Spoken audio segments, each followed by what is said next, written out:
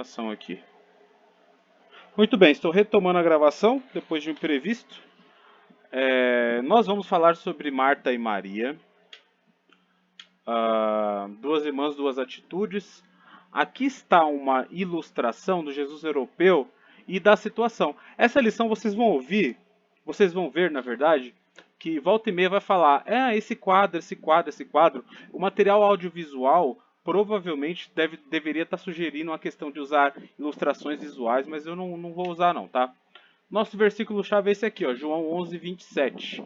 Disse-lhe a ela, sim, Senhor, creio que tu és o Cristo, o Filho de Deus que havia de vir ao mundo. Vamos lá, eu falei que eu queria os irmãos online aqui para fazer essa dinâmica aqui com os irmãos digo de sangue, tá? Temos aqui Tia Mira e Estela, certo? Certo? Irmãs? É isso? Certo. Boa.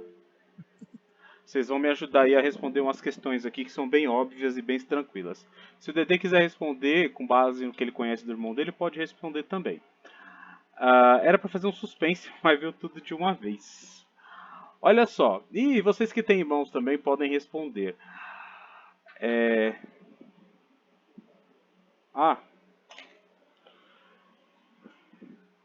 Qual a diferença... Vamos lá, vamos começar com a Estela e com a Tia Mira. Estela e Tia Mira, abram os microfones aí. Digam pra mim aí. Eu tô com a boca cheia, peraí, deixa eu comer o chocolate, peraí. Ai, meu Deus.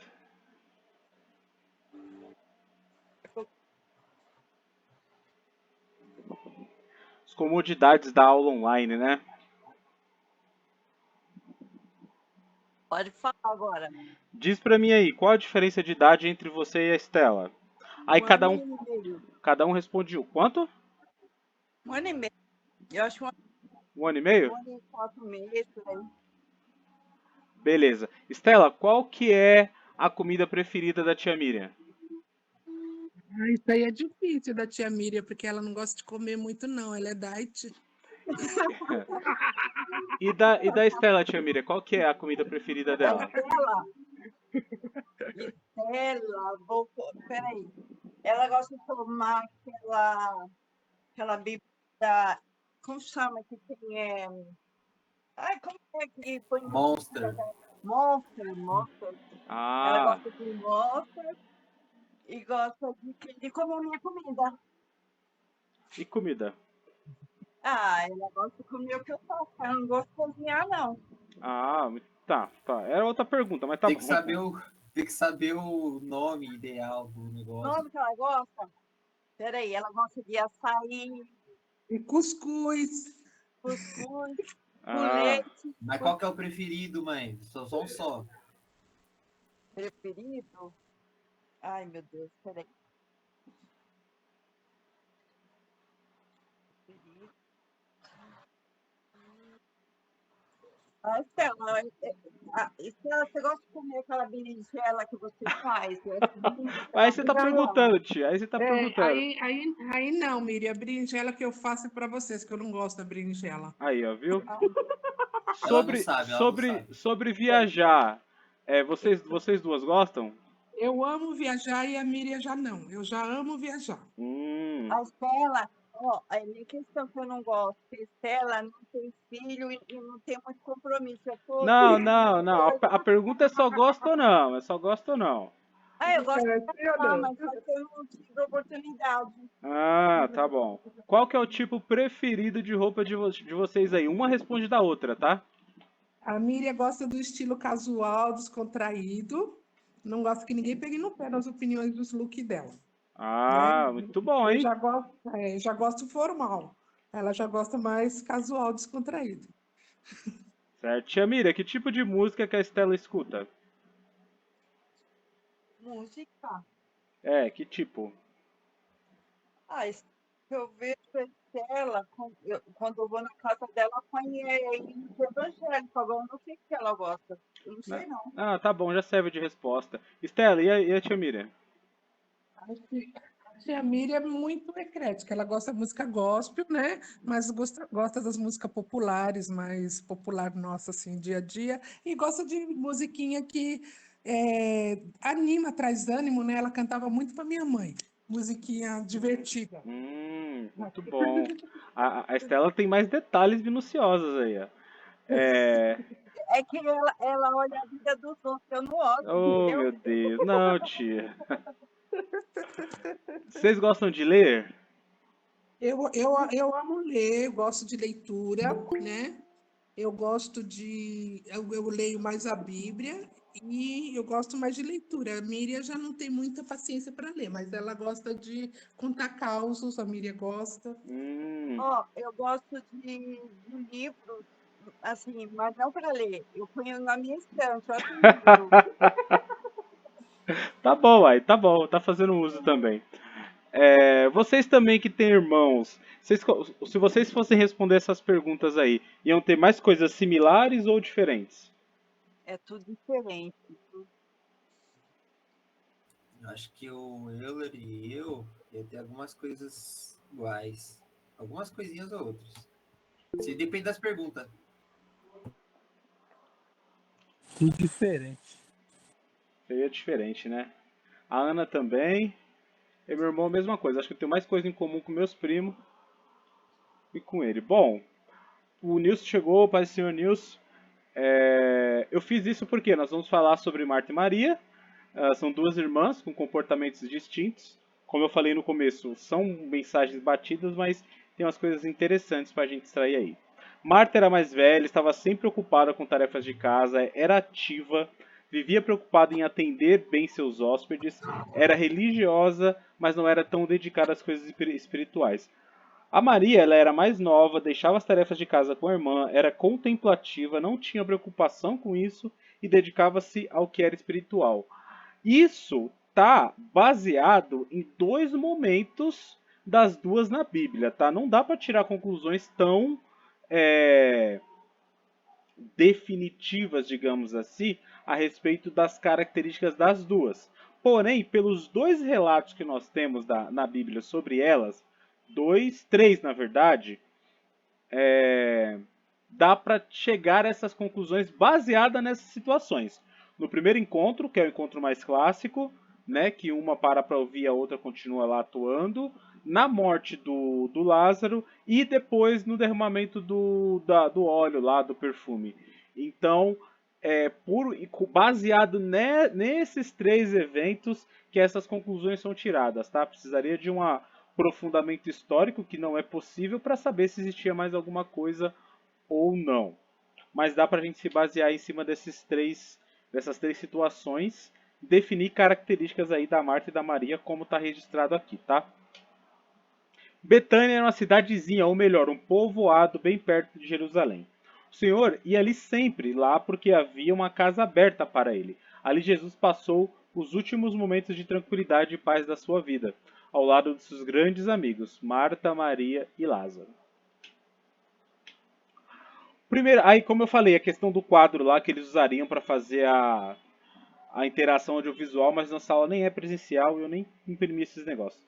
O primeiro quadro nos mostra Jesus chegando em Betânia, Marta trazendo-o para hospedar-se em sua casa.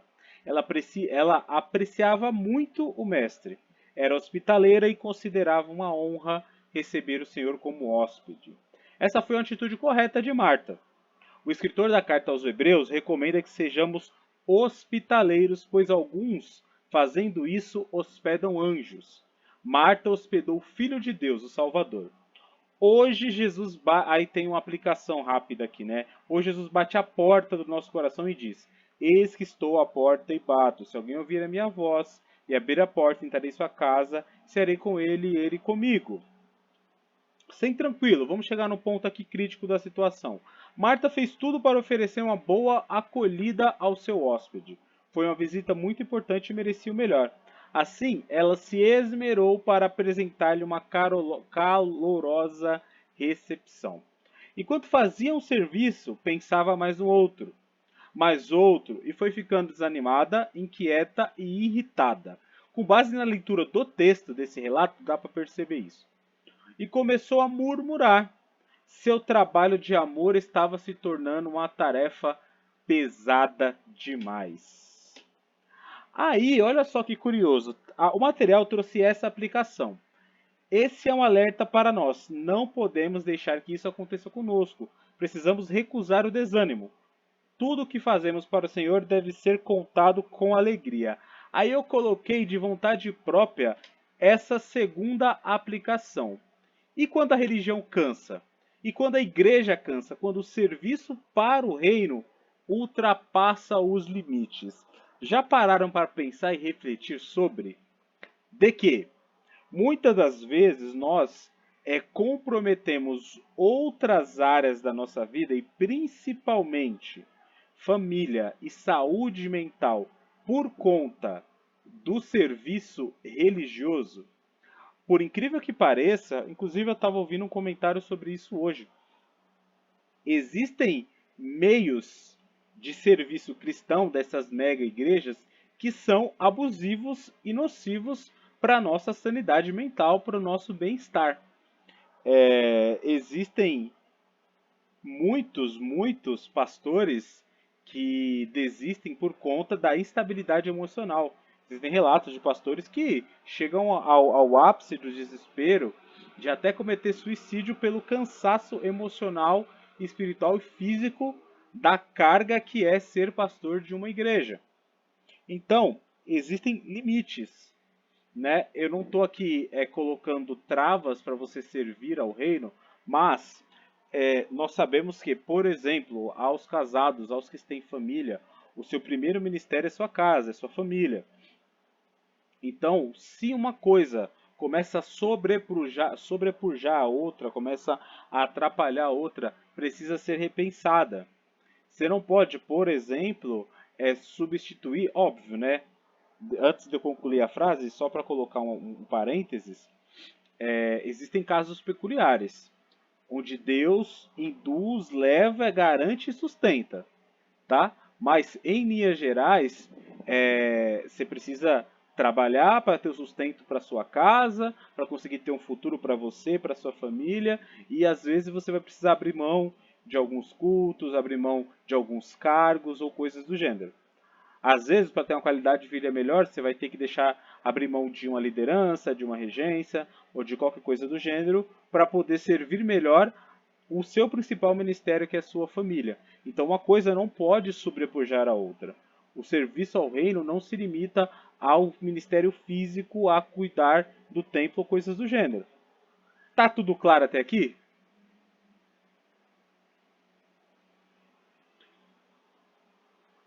Eu sei que o pastor tem uma experiência particular em relação a isso, em relação a limites e a serviço do templo. Se o pastor quiser compartilhar, fica à vontade, senão a gente segue aqui. Não, realmente, o senhor não falou exatamente isso, né? Nós temos que ter a questão do equilíbrio. Hoje eu aprendi a equilibrar todas as coisas, né?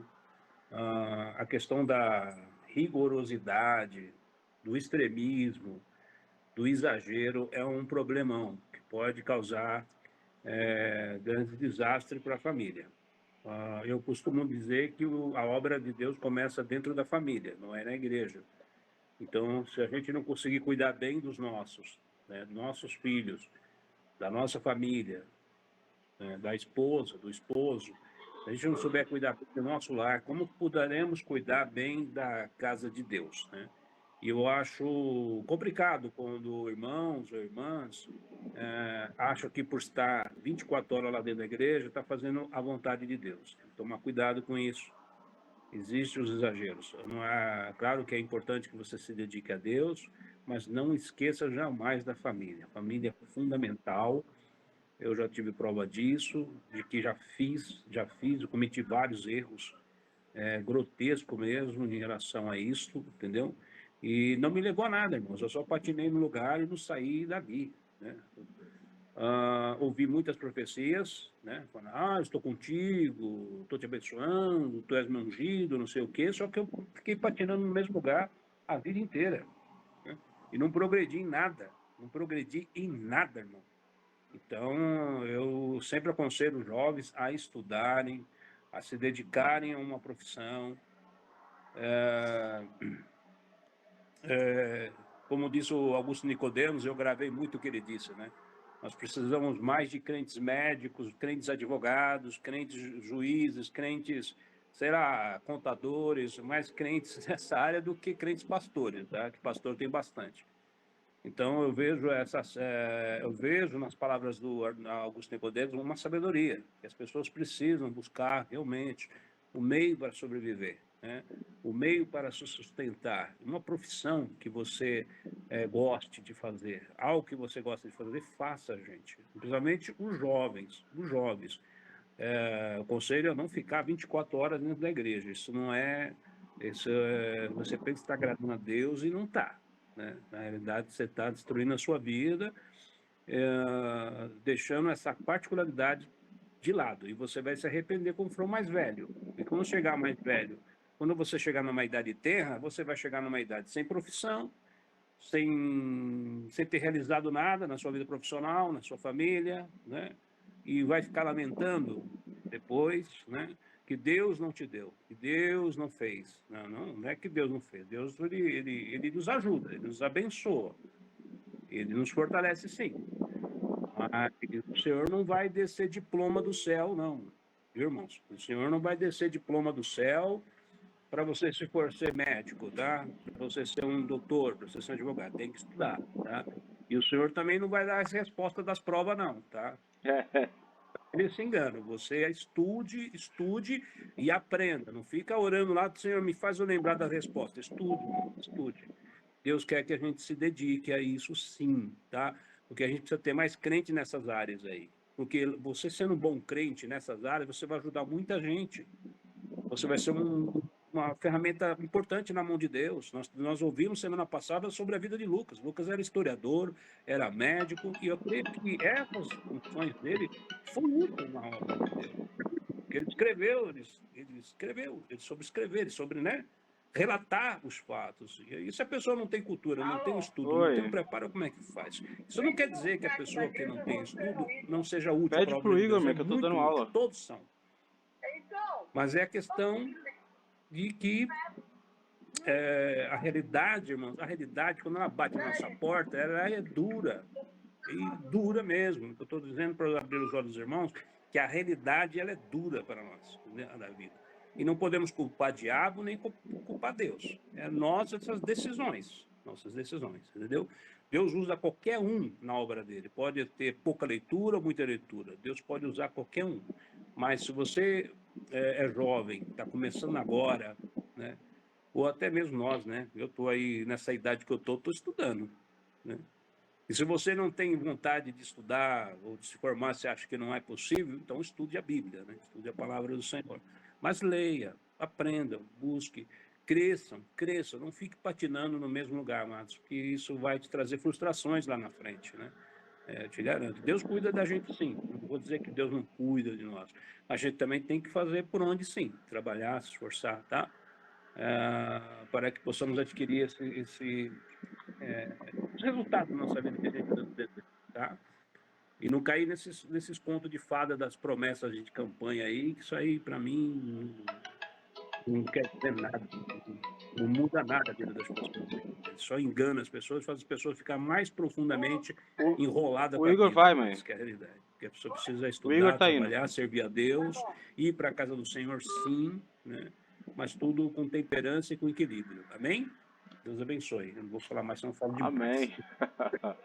Complementa aí, Nilson. Pai, Senhor, boa noite. Então, o que eu quero falar é o seguinte, o que o pastor falou é verdade. Na época que eu era jovem, que eu tinha 22 anos, 23 anos, aí na CISP mesmo, tinha um rapaz que ele namorou com a menina e ele falou que ia ser pregador, que ele ia viver da obra. E aí casaram, foram para Campo Grande, não durou 3, 4 anos, a menina separou dele e veio embora para casa da mãe, porque o cara não queria trabalhar, queria viver, diz ele, da obra, entendeu? Então, tipo assim, a Bíblia diz que a gente tem que cuidar bem da família, né? Para depois fazer a obra do Senhor, entendeu? Tem que ter um tempero. Tudo na vida é temperado, senão não dá certo, não. Exatamente. E a gente precisa entender também nossas limitações, né? O pastor tava falando, eu tava lembrando aqui, no auge dos meus 16, 17, 18 anos, eu fazia umas coisas muito bizarras. Porque eu lembro que eu deixava para preparar a aula da escola dominical na madrugada do domingo. Então, de sábado para domingo, eu começava a preparar. Por quê? A gente ia para a igreja todos os dias possíveis, né? Saía com a mocidade no sábado, sei lá o quê. E no sábado, meia-noite, 1 hora, eu tava preparando a aula. Eu ia dormir 3 horas para acordar às 7 para ir para a escola dominical. E nunca eu passei uns, sei lá, do Belém, do Brás, uns 8 anos talvez. Não, 8 eu tô exagerando, 8 é até agora pouco. Uns 5 anos sem nunca perder uma escola dominical e eu tinha um pique absurdo. Hoje, se eu dormir depois da meia-noite, para trabalhar no outro dia eu tô destruído, destruído. Eu vou me arrastando, o pessoal do serviço sabe, eu tenho que dormir no fretado, eu tenho que dormir na hora do almoço para recuperar o sono que eu perdi. A gente precisa entender essa realidade. Diga aí, Rogério. Não, eu ia falar das pessoas que dedicam para a obra de Deus. Quem assim que dedica bem, quem pode se dedicar muito é aquela pessoa que escolheu mesmo, né? Ser solteiro, não tem família, não tem Sim. muitos compromissos com outras pessoas e aí se dedica mais a Deus. O exemplo da tia, né? Sim. Mesmo assim, ela teve que dar uma pausa ainda, assim, uma maneirada, por causa que ela teve que criar ele e o Samuel. É verdade. Eu não trouxe o texto, mas é uma recomendação de Paulo. Se você é solteiro, se envolve com a obra. Se envolve com a obra e quando você casar, você cuida e os casados cuidem da sua família. Eu não lembro o texto, mas tem alguma coisa muito parecida com isso. E de fato, a pessoa que é dedicada desde o início igual a tia, aí é outra conversa. A escolha de Maria. Enquanto Marta se fatigava. É fatigado? Fatigava? Fatigava? Acho que é isso mesmo. Na labuta caseira, Maria, sua irmã, assentava aos pés de Jesus totalmente absorta. Essa palavra não foi eu que escrevi, eu nem sei se tá certo. Ouvia seus ensinos. E ela bebia cada uma das suas palavras. Ela sabia que o serviço era coisa secundária. E não poderia perder a oportunidade de prestar adoração ao mestre e receber os ensinamentos dele. Aí, óbvio, né? Como a gente falou, como o Nilson falou, precisa de tempero. O pastor falou, precisa de equilíbrio. Por mais que existam prioridades nesse mundo natural, a gente não pode abrir mão de se relacionar com Deus, seja através do serviço, seja através da meditação, serviço que eu digo serviço ao reino, seja através da meditação particular, do devocional. A gente não pode abrir mão, precisa criar esses espaços na nossa vida também. Marta não podia saborear os ensinos de Jesus, pois estava muito preocupada com detalhes e coisas secundárias. Ela começou a se considerar vítima e passou a acusar a irmã diante do hóspede. Sua irritação era tão grande que ela incluiu Jesus na acusação. Senhor, não te importas que minha irmã tenha deixado que eu fique a servir sozinha? E foi além, ousando dar ordens ao mestre. Ordena-lhes, pois, que venha me ajudar.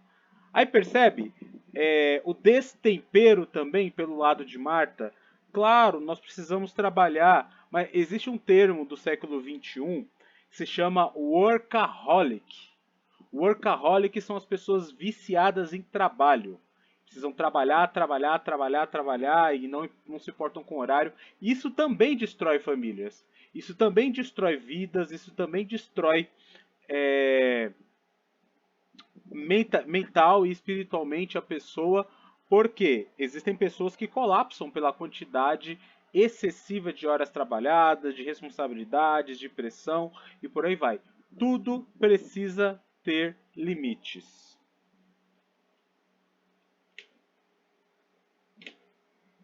Então a voz do mestre se fez ouvir: Marta, Marta, aí andas inquietas e te preocupas com muitas coisas. Entretanto, pouco é necessário, ou mesmo uma só coisa. Poucas palavras continham sérias advertências aqui, ó. Marta estava misturando o prioritário com o secundário. Marta estava perdendo o tempo com coisas de pouca importância. Marta não compreendia que Cristo veio para servir e não para ser servido. E Marta não percebeu que Jesus tinha interesse em sua pessoa mais do que em seu serviço. Percebe? Aquele não era o momento. Às vezes as pessoas servem tanto, de maneira tão arduosa na questão ministerial, que esquece que o momento que ela está lá é o momento de celebração, é o momento de louvor, é o momento de adoração. Eu tenho um sério problema, um incômodo na verdade, com as igrejas que fixam as pessoas em posições que afastam ela, inclusive, da reunião. Essas igrejas enormes que tem porteiros, que tem segurança não sei na onde, ou as tias da criança que todo domingo precisa administrar lá a salinha das crianças e não pode ouvir a palavra. E isso precisa ser muito bem pensado, porque as pessoas precisam, no mínimo, ter um revezamento significativo, né, para que todos possam participar. Ok, um culto ou outro a pessoa vai sacrificar ali para cuidar das crianças, para fazer lá a segurança dos carros, mas tem obreiro que nem sobe pro culto, já fica lá na porta cuidando do carro todas as vezes e nem sabe, nem sabe o que está sendo pregado. Só quando é congresso, né, que o microfone é mais alto, tem mais gente, ela consegue ouvir.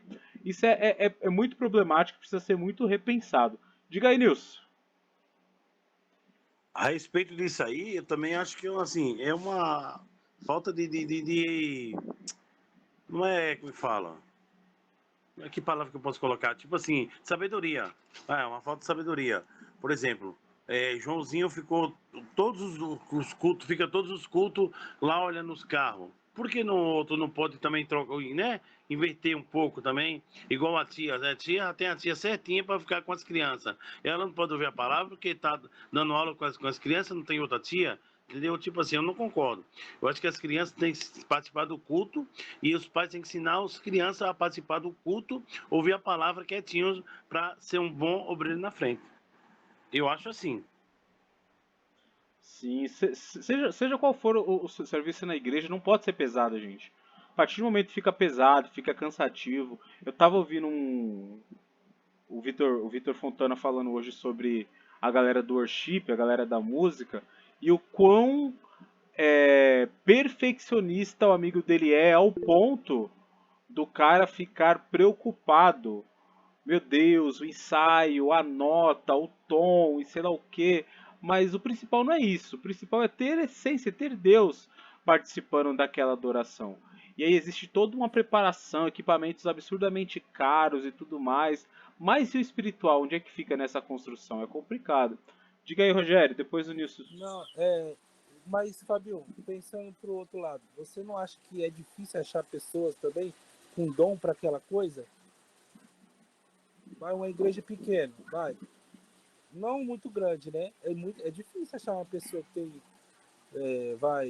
um dom para cuidar das crianças. Tem muita gente que não gosta, que não quer. Vai mais dos irmãos não entrar em união do que a culpa é do pastor, entendeu? Sim, isso Que faz faz isso. todo sentido também. Também. As pessoas precisam entender. Nós falamos sobre isso. Eu não sei qual foi o assunto. Ou se foi alguma saudação ou ministração, não sei. De que as pessoas têm essa mania de atrelar o dom a só coisas absurdamente imprescindíveis ou vistosas ou nada do gênero. As pessoas não experimentam, não descobrem, sabe? Não custa você tentar, né? Irmãos, não tem jeito. Se eu ficar com a criança vai acabar morrendo aí, se quebrando toda, porque eu não sei cuidar, não sei fazer nada. Mas eu tenho certeza que boa parte das mulheres da igreja, das jovens da igreja, podem ajudar no revezamento desse. E aí sim, precisa de uma participação, de uma união das pessoas aí. Pode falar, pastor. Então, aí eu já sou a favor a um treinamento, né? Um curso, um treinamento para cuidar de crianças, um treinamento para cuidar de jovens. Eu acho que é bom fazer um curso que possam te ajudar a aperfeiçoar, né? Se a pessoa gosta de cuidar de criança, faz um curso, sei lá, um curso pedagógico para entender as crianças, saber como lidar. E não é fácil, não é fácil. A criança, ela não tem paciência de ficar ali no culto ouvindo os adultos falando um monte de coisa que elas não entendem, né? Então elas precisam aprender de uma forma didática, uma forma que a professora ela se tornando uma professora, por exemplo, pedagógica, né? Pedagogia, fazendo pedagogia, a igreja ajudando, custeando esse curso para a irmã, vai ajudar tanto ela na profissão dela, professora futuramente, e também vai saber lidar com as crianças dentro da igreja, e as crianças vão aprender a palavra de Deus se ela tiver o espaço dela. A criança precisa ter o espaço dela, irmãos. Eu já fui criança, você já foi criança. Rapaz, ir no culto, criança, não entender nada e ficar sentado naquele banco 2 horas é um negócio muito chato, cara. Criança nenhuma, eu detesto, eu detestava. Ficar E a- parado sem saber o que estou fazendo, o que o pastor está falando, e eu doido para brincar, né? Mas talvez se tivesse uma irmãzinha mais experiente, mais preparada, mais capacitada, ele ia me ensinar através de desenhos, né? Através de outra forma, a palavra de Deus. Eu iria aprender através de brincadeiras ali, dinâmicas, que eu não, talvez, sim, através desse curso, ela ia saber desenvolver uma dinâmica ali, né? e Uma dinâmica. de Dinâmica que fato, toda de fato. a igreja poderia investir nisso. Ajudaria Pois é. bastante. E uma pessoa habilitada também saberia avaliar o momento em que a criança tem que fazer essa transição e de fato sentar lá e ouvir, né? Porque precisa de algum conhecimento para isso. O lucro de Maria. Maria, pois, escolheu boa parte, esta não lhe será tirada. Maria escolhe estar aos pés de Jesus em atitude de adoração e como discípula. Ela não precisava ser repreendida, mas sim elogiada, pois havia feito a melhor escolha. Aquele momento era o momento de ouvir, era o momento de aprender, não era o momento de trabalhar. A Marta poderia até separar alguma coisinha, preparar uma água ali, um pão sem fermento, mas não precisava de tudo aquilo. O momento era de ouvir Jesus. O tempo que passamos com Jesus é sempre muito bem empregado. Precisamos organizar a nossa vida de tal forma a aprender de Cristo que seja o mais importante para nós. Percebe? E isso é desafiador porque o fato dele ser mais importante, na maioria das vezes, não significa que ele vai tomar a maioria do nosso tempo. Significa que o tempo que a gente dedica para ele precisa ser de qualidade. Naturalmente precisa ser contínuo. Gente, eu salvei um corte, eu preciso mandar para vocês. Existem evidências científicas de que a leitura bíblica mais de 4 vezes por semana afeta positivamente o nosso cérebro. É um bagulho surreal, né? Para quem gosta de evidências aí a respeito das recomendações bíblicas, né? Como Deus fala, não se aparte de vós a minha palavra, lâmpada para os meus pés a tua palavra. Pois é, existe evidência científica de que existe mudança no cérebro das pessoas que leem mais 4 ou mais vezes por semana o texto bíblico, né? Tornando mais positivo e saudável a vida da pessoa. Então, como eu falei, o fato de Deus ser nossa prioridade não significa que ele vai tomar todo o nosso tempo. Como eu falei também, e o Rogério bem lembrou, existem momentos, existem pessoas, na verdade, que Deus separa para uma obra aí mais exclusiva. Mas em linhas gerais, não precisa ser o tempo todo, precisa ser um tempo de qualidade. Poxa, eu costumo falar isso nos cultos, né? A gente separa, cara, de uma semana 2 horas ali no máximo para estar 100% focado diante de Deus. Cadê aqui minha calculadora? Aqui. O dia tem 24 horas, a semana tem 7 dias, então eu estou falando de 168 horas. Dessas 168 horas, a gente dedica duas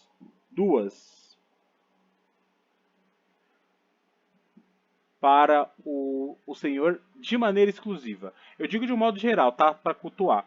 Então é importante que a gente valorize aquelas pequenas 2 horas que a gente está junto e os momentos que você consegue fazer seu devocional, separar um momento aí. Trata com valor, trata com honra, com prioridade também nesse sentido, para fazer valer. Aí tem o segundo cenário aí, que é quando Lázaro morre, e aí a gente tem também características diferentes das duas irmãs e a gente vai observar. A morte roubou o lar feliz do irmão querido. Parecia injustiça da parte de Deus. Marta, Maria e Lázaro eram amigos íntimos de Jesus. O seu lar era dele. Então, apesar do quanto tinham feito, a tragédia os alcançou. Parecia indiferença da parte de Jesus. Maria e Marta mandaram chamá-lo. Esperaram que ele viesse para curar Lázaro. Ele não veio a tempo e Lázaro morreu. Olha que bacana, pode acontecer na nossa vida também. sofremos, nos desesperamos, oramos, clamamos e o pior acontece. Ter amor por Jesus não nos imuniza contra tristezas e provas da vida. Contudo, nos garante força e conforto para sairmos vencedores dessas experiências. Jamais podemos permitir que elas nos vençam. Eu fiz um post esses dias em cima do vídeo do Dave Leonardo falando exatamente sobre isso. Dave Leonardo vem de um evangelho cor-de-rosa. Vem de um evangelho onde o que você sonhar é seu. O que você desejar é seu, segundo Dave Leonardo. Porque Deus não é um Deus irresponsável que vai deixar você sonhar e depois não vai te dar.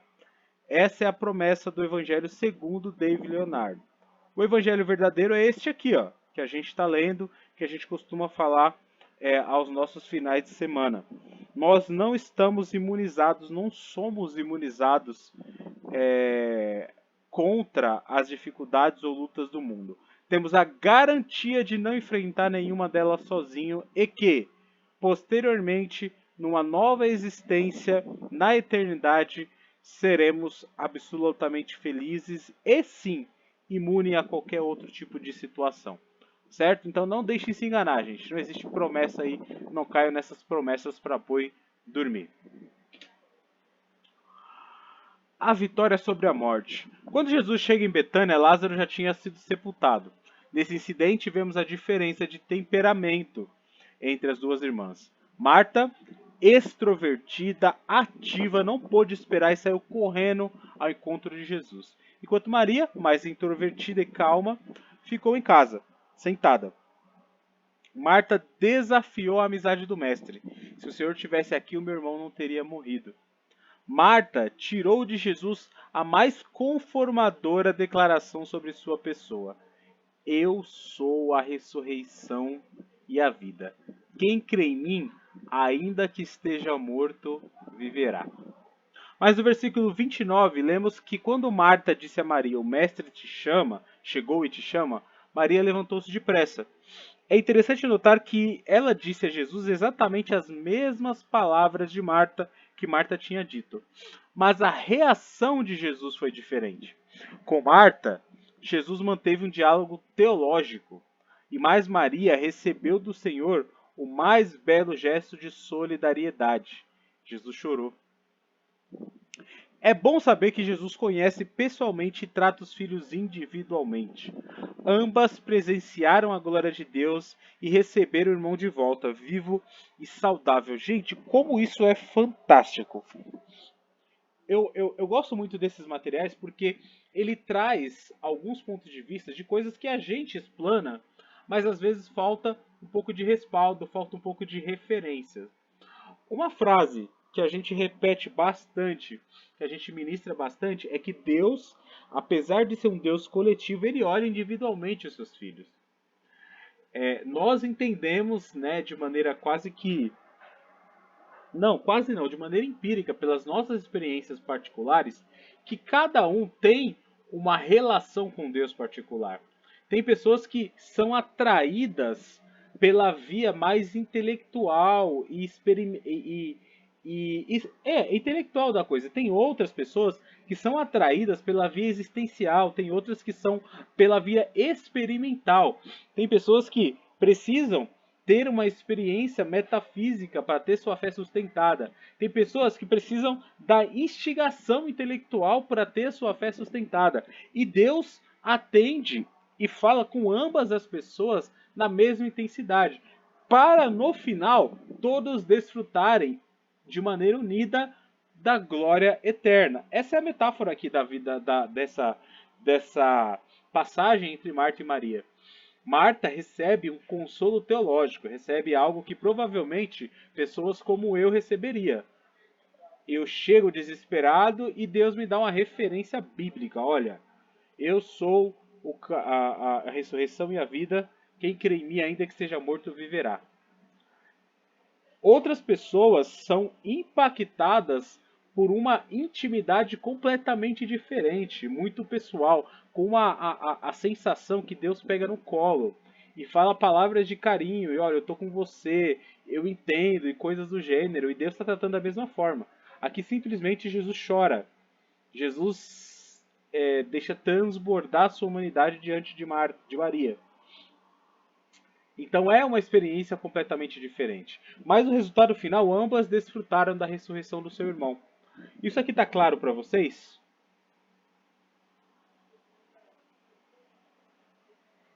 Positivos aqui, pastor, Miriam, Nilson. Tem mais gente nessa meet. Sim. Eu tô ouvindo, mas tô trabalhando aqui. Com esse fato, Marta adquiriu uma nova compreensão de fé, uma nova compreensão da verdade e uma nova compreensão do Senhor. Maria compreendeu melhor o significado da morte e do sepultamento de Jesus. Muitos judeus que tinham ido visitar Maria viram o que Jesus fez, creram nele e o Filho de Deus foi glorificado. Todos foram beneficiados por meio dessa experiência dolorosa. Precisamos achar propósito nas experiências difíceis pelas quais passamos. E mesmo sem achá-lo, deveremos confiar no Senhor. Não podemos tirar conclusões precipitadas a respeito dos acontecimentos. No fim, tudo concorre para o bem, conforme Romanos 8:28. Outra coisa que eu estava ouvindo, estudando hoje um pouco, é sobre o dilema do mal. É um negócio bem interessante, né? Com base no teorema de Epicuro lá, é um filósofo velho aí, que diz que se Deus é todo poderoso e bom, não deveria existir mal. Se existe mal é porque Deus não é todo poderoso ou ele não é bom. E coisas assim, né? É interessante, depois, eu acho que eu já levei isso em alguma aula, eu sei que eu já levei lá em outras turmas, eu não sei se eu já trouxe para vocês o teorema de Epicuro. Mas é bom discutir e refletir sobre que, internamente, para quem acredita em Deus, não existe conflito entre a existência do mal ou Deus permitir coisas ruins acontecerem com todas as pessoas, porque nós entendemos que existe uma soberania na pessoa de Deus. E também aquela frase de que não deveriam acontecer coisas ruins com pessoas boas, ela é falaciosa, porque não existem pessoas boas. A única pessoa boa que aconteceu uma coisa ruim foi Jesus. As outras demais pessoas são fruto de depravação, mar de pecados, então não existe isso de acontecer coisas boas com pessoas ou coisas ruins com pessoas boas. E de fato, existem propósitos eternos de Deus para toda e qualquer situação, então levantar questionamentos nesse sentido não te trará conforto nem resposta, mas estudar sobre, compreender sobre e crer te traz mais tranquilidade, sim. Uma pequena revisão aqui antes da gente partir para a última parte da aula. A atitude de Marta em hospedar foi correta, ok? Apesar dela exagerar ali numa coisa ou outra, aconteceu um destempero, foi correta a atitude dela de hospedar. A Bíblia recomenda a hospitalidade. Devemos trabalhar para o Senhor em algo que não tire de nós a alegria e o gozo, certo? Então, fazer algo na igreja ou qualquer coisa que te canse, que te traga sofrimento, tristeza, não faz sentido nenhum. Marta não soube definir prioridades, acabou perdendo tempo com coisas de menor importância. Jesus tem interesse em nós como pessoas, como seres humanos que somos, tratando-nos individualmente. A Marta deu a lição de confiança, de fé e de vida eterna. Quem crê viverá. A Maria deu a lição de solidariedade. Jesus chorou. Devemos trabalhar para ajustar o nosso tempo de modo que possamos dedicar ao serviço do Senhor como convém a um cristão. E devemos ofertar a Jesus o melhor que temos. A crítica em relação à oferta que outro dá é rejeitada pela palavra de Deus. O desprendimento é um gesto reconhecido por Jesus. Onde quer que for pregado em todo o mundo este evangelho, também o que ela fez será contado em sua memória. Certo? Então, precisamos desse equilíbrio, precisamos encontrar uma forma. Coloca isso na sua oração. Deus, como eu posso servi-lo de maneira equilibrada e com qualidade, com dedicação e que eu possa colocar no meu coração. Pode falar, Eudris. Uma coisa que eu entendi também, mas Que eu acho isso, que. cara? Você tá chiando só pra mim ou pra todo mundo? Alô, tá chegando? Ah, agora melhorou. Eu acho que ele vai voltar a bugar de novo daqui a pouco. Mas acho que o que eu entendi, se estiver chegando, você fala. O que eu entendi, você está certo, eu acho que também envolve agradar a pessoa, né? Porque ela queria agradar as visitas e Faz esqueceu sentido. de dar atenção às coisas importantes ali, né? De fato, faz muito sentido também. Preocupado mais com a questão externa. Aí, segunda fase, essa última na verdade. O terceiro quadro se deu a um banquete em Betânia, 6 dias antes da paixão de Cristo. Foi uma ocasião muito especial. Lázaro já havia ressuscitado e estava à mesa com o mestre. Marta, como sempre, servindo. As qualidades de hospitalidade e de prontidão em servir continuam em evidência em sua vida. Viu? Aqui é tratado como qualidade, tá? Só destempero aí na situação. Maria, pela terceira vez, se encontra ao pé de Jesus. Acho que Maria era um tipo de tia Eliane. Ela quebra todas as etiquetas e presta uma homenagem ao Senhor. Derrama um precioso perfume nos pés e enxuga com os cabelos. Foi a manifestação de sua alma, efeito da profunda afeição. Eu tenho certeza absoluta que deve ter uma profundidade teológica e histórica muito grande em cima dessa passagem, só que eu não fiz essa observação, tá? Eu vou tentar trazer depois. Talvez numa saudação, alguma coisa do gênero. Eu tenho certeza que deve ter uma profundidade, um significado teológico bem interessante aí. O que nós podemos observar é que a manifestação foi uma manifestação de amor e dedicação e serviço. E aí algumas pessoas criticaram, né? Que extravagância, que desperdício, disse Judas. E detalhe, né? Judas é o cara lá interesseiro no dinheiro, mas os outros discípulos concordaram. Talvez nós também criticaremos Maria, se ali estivéssemos. Não é assim que geralmente as pessoas fazem, né? A pessoa não faz e critica quem faz ainda. Criticamos a igreja, criticamos pastor, oficiais, velhos, moços, crianças.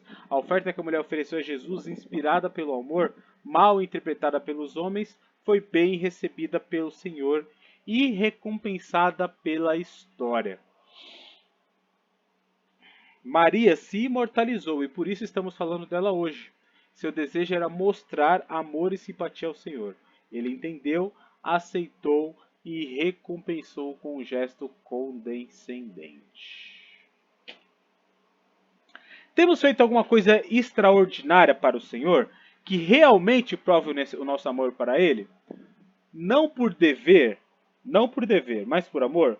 Somos hoje gratos a Maria por essa lição de desprendimento? Yes or not? Fica aí para reflexão.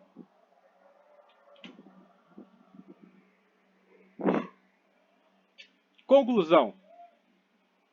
Marta procurou agradar ao Senhor por meio dos seus próprios esforços. Maria ofereceu o melhor que tinha. Ao examinarmos o contraste entre Marta e Maria, devemos avaliar as nossas próprias relações com o Senhor. Temos mais de Marta ou temos mais de Maria? E aí, para finalizar, deixar esse grupo de perguntas aqui, ó. Aliás, de aplicações. Jesus disse que devo ser um bom samaritano. Ah, são perguntas mesmo.